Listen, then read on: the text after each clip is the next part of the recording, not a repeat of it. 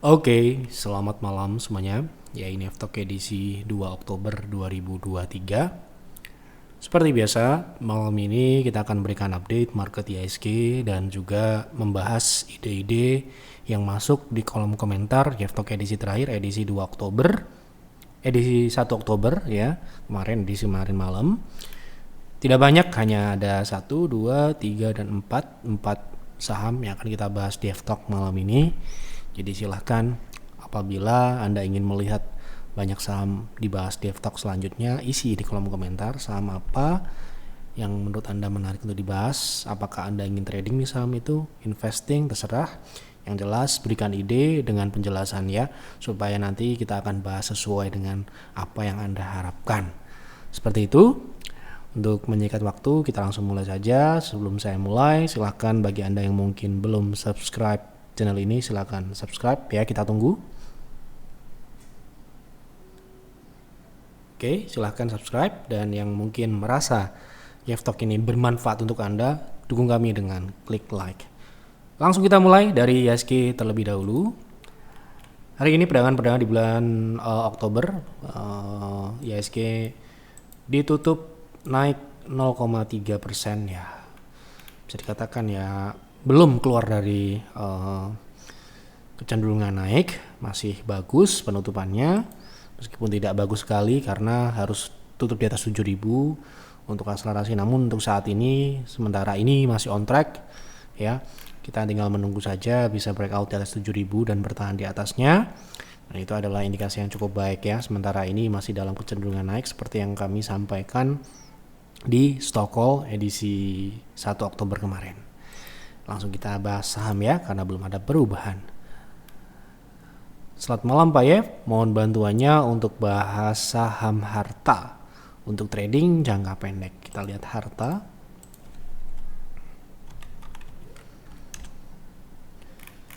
Oke, harta saat ini turun di bawah 560 dan apakah ini sudah mematahkan uptrendnya? Yang jelas sekarang ini harga bergerak di bawah EMA 60, yang mana EMA 60 ini sudah dipertahankan sejak uptrend ya. Saat ini saya rasa uptrendnya ini masih berjalan, namun kemungkinan akan terkoreksi gitu ya, terkoreksi cukup dalam dari puncak kenaikannya di 580 ini. Kemungkinan akan melanjutkan penurunan, menguji uptrend line di 404 ataupun juga bisa turun lebih dalam sampai dengan 360-an. Jadi sementara ini untuk jangka pendek, untuk trading sebaiknya tunggu terlebih dahulu di bawah. Seperti itu. Malam Pak Yev, tolong bahas saham wine untuk swing trading Pak, kira-kira risknya dan rewardnya berapa? Sahamnya IPO di harga 129 dan sekarang udah 575. Oke, kita lihat. Kemarin kita juga trading saham wine dan hari ini turun ya. Setelah kita jual kemarin di perdagangan terakhir di bulan September, kita melakukan penjualan sell on strength dan hari ini turun ya, kebetulan cukup akurat apa yang dilakukan oleh PTR. Sementara ini untuk risk reward, karena ini gagal melanjutkan kenaikan ya, karena ini membentuk sebuah pola konsolidasi menyempit ya. Jadi kita harus lihat bagaimana potensinya, apakah konsolidasi ini berlanjut atau tidak. Sementara ini kecenderungan konsolidasi ini sudah dipatahkan. Kenapa kok kita kemarin berani ambil diri 560 kemudian dia sempat naik ke 600-an ya? Ini karena dia keluar dari konsolidasi menyempit ini. Namun hari ini ternyata turun kembali untuk meretest. Untuk saat ini risk reward itu yang penting ya. Risk rewardnya tentunya kalau dia kembali di bawah EMA 60 itu 4,5%.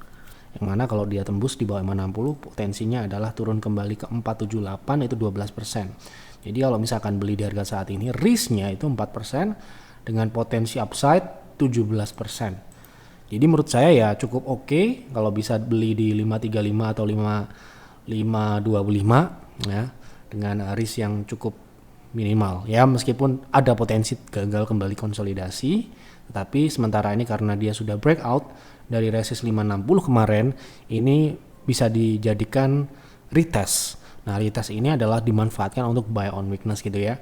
Jadi selama tidak turun di bawah EMA 60, menurut saya ini cukup bagus karena risknya juga dikurang dari 5% dengan potensi upside upper shadow di 17%. Jadi menarik ya untuk saat ini. Pak, tolong bahas Sochi untuk swing. Masih ada posisi di 224. Apakah masih layak di hold? Soalnya beberapa kali rejection di 240. Sochi di 2240 rejection.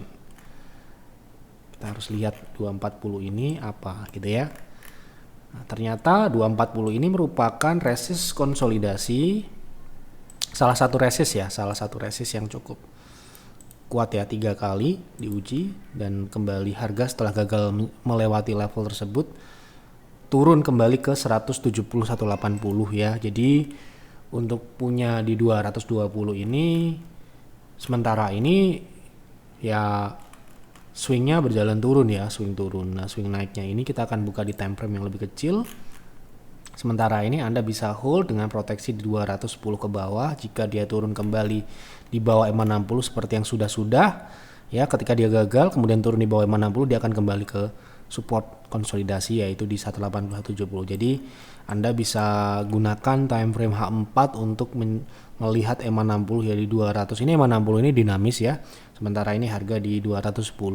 Jadi dia kalau turun di bawah 210 harus cut karena ada potensi dia kembali ke bottom konsolidasinya atau support konsolidasinya. Nah, selama dia tidak turun di situ, kemungkinan Anda masih bisa jual di 230 atau 240. Nah, bagus lagi kalau dia bisa breakout. Jadi saran saya untuk trading di saham Sochi ini, kalau nggak beli di support di bawah 200 atau 180-an, ya, atau opsi kedua adalah tunggulah dia breakout di atas 240 karena itu adalah resist yang cukup kuat. Ya, seperti itu. Nah, sementara ini Anda bisa hold dulu selama dia tidak turun di bawah EMA 60 di H4. Seperti itu ya. Pak, tolong bahas Wika target uptrend jangka menengah. Nah, apakah Wika sudah uptrend dalam jangka menengah? Dalam tanda kutip jangka menengah itu saya artikan weekly ya, gitu.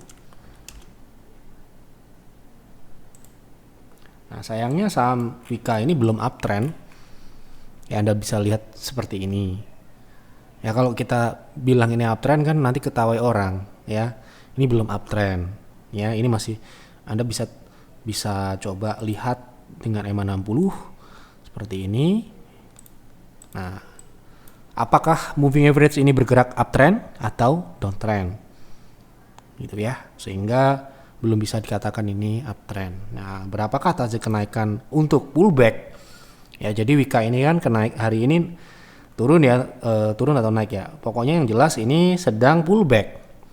Berapakah target pullbacknya? Pullback ini kan kenaikan jangka pendek, swing naik jangka pendek atau koreksi dari tren turun. Ya, namanya downtrend, ada koreksi yang namanya pullback atau kenaikan. Sedangkan yang namanya uptrend, ya, ada koreksi yang namanya throwback. Itu harus dipahami. Nah, sebagai trader kita harus paham ya, memanfaatkan yang mana. Nah, ini sekarang ini kan sedang pullback. Ya, memang mungkin saja dia akan membentuk sebuah bottom ya. Sementara ini belum ya, memungkinkan dia untuk menguji kembali resisten di 540. Ini adalah resist yang bisa dikatakan memungkinkan untuk jangka pendek. Seperti itu. Oke, sudah cukup. Itulah yang ada di kolom komentar. Jadi itulah yang akan kita bahas di F-Talk karena kita tidak memiliki kepentingan untuk membahas saham-saham yang kita miliki ataupun yang kita harapkan untuk dia naik ataupun yang kita harapkan dia turun. Karena apa yang kami bahas adalah apa yang ditanya oleh penonton kami. Jadi silahkan isi kembali di kolom komentar saham apa yang menarik untuk dibahas di F-Talk selanjutnya. Itu saja, mohon maaf apabila ada kekurangan atau kesalahan dalam penyampaian di F-Talk malam ini atau di F-Talk sebelumnya. Silahkan analisa lagi, buat trading plan, buat investing plan dan jalankan itu dengan baik. Selamat malam dan selamat beristirahat.